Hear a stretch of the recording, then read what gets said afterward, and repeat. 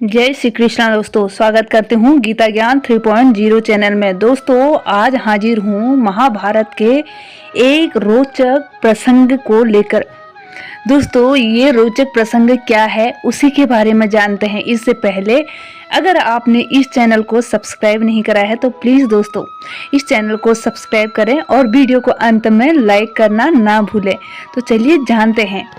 महाभारत के युद्ध में कर्ण और अर्जुन आमने सामने लड़े थे, ये बात तो सभी जानते हैं दोस्तों। कर्ण के पास परशुराम द्वारा दिया गया विजय धनुष था, तो अर्जुन के पास मयासुर या अग्निदेव द्वारा दिया गया गांडीव धनुष। दोनों के ही तर्कस में सभी तरह के दिव्यास्त्र थे, लेकिन कहते हैं कि कर्ण का धनुष अर्जुन के धनुष से कहीं ज्यादा बेहतर था। क्या ऐसा था? जानिए, इसका रहस्य बताते हैं दोस्तों। गांडीव धनुष अर्जुन के पास आखिर आया कैसे? इसे किस तरह से बनाया गया था?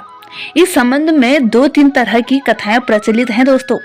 कहते हैं कि दधीचि ऋषि की हड्डी से यह धनुष बनाया गया था, जबकि एक अन्य कथा के अनुसार यह कण्व ऋषि की तपस्या के दौरान शरीर पर दीमक द्वारा बांबी बना दिए जाने के बाद इस बांबी में सुंदर और गठीले बांस उगाए थे।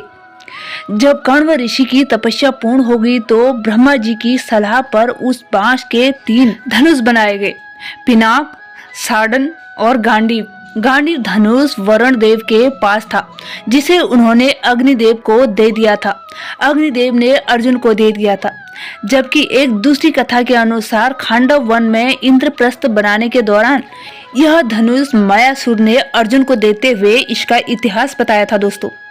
जो भी हो, यह धनुष और इसका तर्कश चमत्कारिक या कहीं फिर दिव्य था।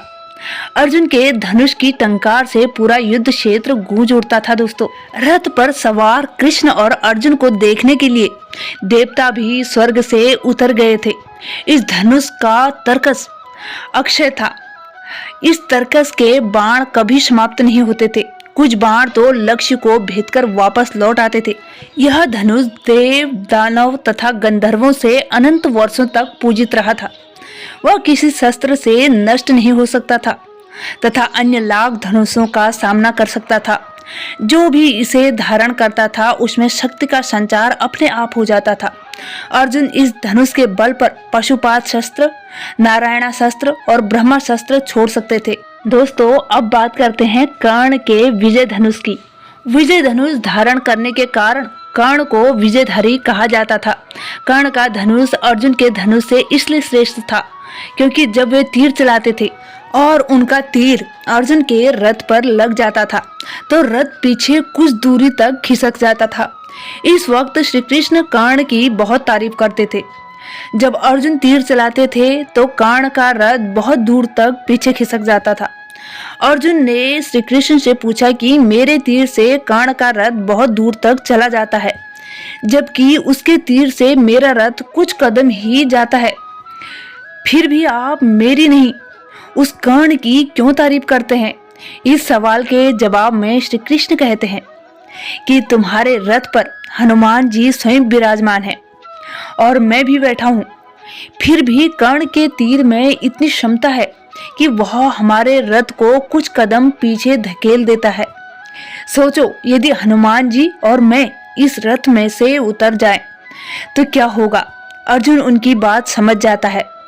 कृष्ण ने यह भी कहा था कि जब तक कर्ण के हाथ में उसका विजय धनुष है, तब तक तीनों लोकों के योद्धा एक साथ मिलकर भी कर्ण को नहीं हरा सकते हैं। कर्ण के धनुष में ऐसी खूबियां थी जो अर्जुन के गांडीव धनुष में नहीं थी। विजय एक ऐसा धनुष था कि किसी भी प्रकार के अस्त्र या शस्त्र से खंडित नहीं हो सकता था। इससे तीर छूटते ही भयानक ध्वनि उत्पन्न होती है। कहते हैं कि कर्ण का विजय धनुष मंत्रों से इस प्रकार अभिमंत्रित था कि वह जिस भी योद्धा के हाथ में होता था उस योद्धा के चारों तरफ एक अभेद घेरा बना देता था, जिसे भगवान शिव का पाशुपात शस्त्र भी भेद नहीं सकता था। मंत्रों से अभिमंत्रित होने के कारण उस विजय धनुष पर जिस भी बाण को रखकर चलाया जाता था उस बाण की ताकत उसकी वास्तविक ताकत से कई गुना बढ़ जाती थी।